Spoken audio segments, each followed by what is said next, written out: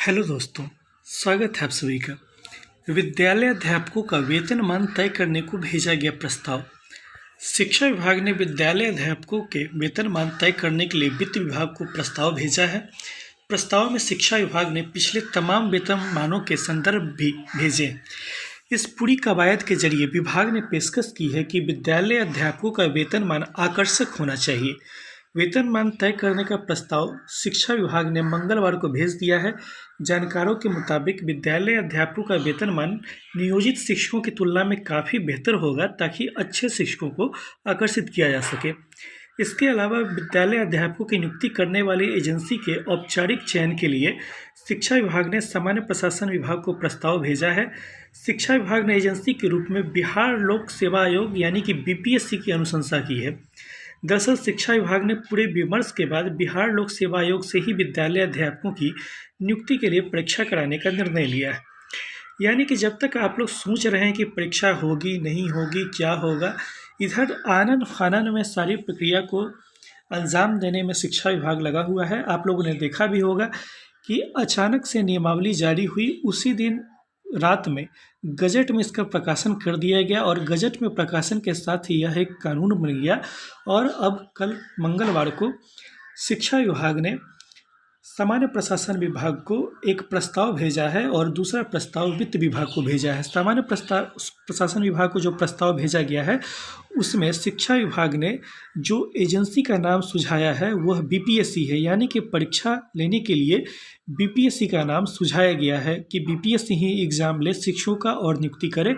दूसरी तरफ वित्त विभाग को यह प्रस्ताव भेजा गया है कि जो शिक्षक नियुक्त होंगे 7वें चरण में, उन लोगों का वेतन काफ़ी आकर्षक होना चाहिए। अब आकर्षक वेतन क्या होता है ये तो नहीं पता मुझे। आकर्षक छूट तो पता थी कि जो कि मेलों में मिलता था या फिर दुकानों में मिलता था, या फिर आप लोग देखते होइएगा कि जब सेल लगता है तो उस समय 50%, 75%, 90% की आकर्षक छूट मिलती है। लेकिन आकर्षक वेतनमान क्या है ये तो अभी स्पष्ट नहीं है कि क्या वेतन मिलेगा। और वेतन मिले न मिले, इसमें सबसे बड़ी समस्या तो है कि 3 चांस है। सिलेबस पता नहीं है, चांस 3 है। रिकॉर्ड करते समय भी मुझे हंसी आ जाती है कि जब सिलेबस ही नहीं पता, लोग जब बोलते हैं तो लोग कहते हैं कि एग्ज़ाम का विरोध करते हैं। तो मेरे भाई, आपको जितने एग्ज़ाम देने का अनुभव नहीं होगा, अभी आप केवीएस हुआ था ना भाई, आप अपना मार्क्स बताइएगा ज़रा।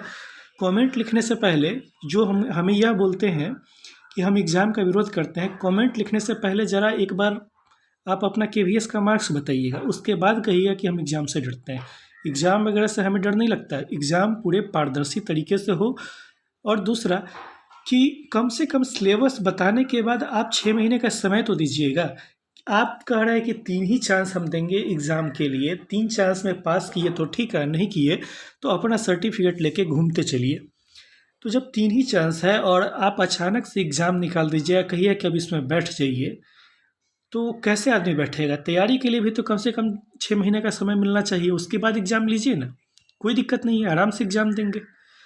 लेकिन आप अचानक से किसी को भी बैठा दीजिएगा, ख़ास करके जो बहुत सारी महिलाएं हैं, बहुत सारे पुरुष भी ऐसे हैं जो कई वर्षों से पास करके बैठे हुए थे, उनको इस बात का अंदाज़ा नहीं था कि एग्ज़ाम होगा, और लोग पेट पालने के लिए किसी न किसी तरह के रोज़गार में लगे हुए थे। कोई किराना का दुकान खोले हुआ है, कोई कुछ किए हुआ है।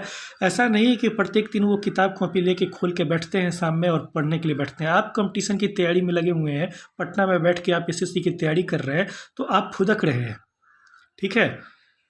तो बाकियों का भी तो सोच के चलिए। हम ये कहाँ कह रहे हैं कि एग्ज़ाम नहीं ले, एग्ज़ाम लेना है तो ले ले, लेकिन तैयारी का समय दे। ऐसा नहीं कि आज बोल दे कि हम एग्ज़ाम ले रहे हैं और कल को एग्ज़ाम ले ले। तो नहीं समझ में आता है तो 3 चांस है, तीनों चांस जब बीत जाएगा लोगों का, तब उसके बाद पता चलेगा कि बीएड की डिग्री पर और डीएलएड की डिग्री पर भूजा खाने का नौबत आ जाएगा। तब आप लोग को पता चलेगा कि कोई सर थे जो कि सही बात बोलते थे, तब समझ में आएगा। अभी तो है ही समर्थन, या तो छठे चरण में जो लोग नियुक्त हुए हैं वो लोग कर रहे हैं, क्योंकि उनका साल भर ज्वाइनिंग का हुआ है। उन लोग को वैसे भी वेतन 20-22 हज़ार मिल रहा है। उन लोग को लगता है कि भाई नया होगा तो हम लोग को वेतन बढ़ जाएगा, अगर हो गया तो, और नहीं हुआ तो पहला जो वेतन मिल रहा है सो तो ठीक ही है। या तो समर्थन वैसे लोग कर रहे हैं जो अभी किसी न किसी कंपटीशन की तैयारी में लगे हुए हैं, ठीक है? यही 2 लोग समर्थन कर रहे हैं। बाकी सारे लोग समर्थन करे भी, मेरे जैसे लोग समर्थन तो करते ही हैं, लेकिन कह रहे हैं कि समय दिया जाए तैयारी के लिए। आनन फानन में सब चीज़ जो किया जा रहा है बिना समय दिए हुए, तो फिर कैसे होगा? सिलेबस तक नहीं पता है।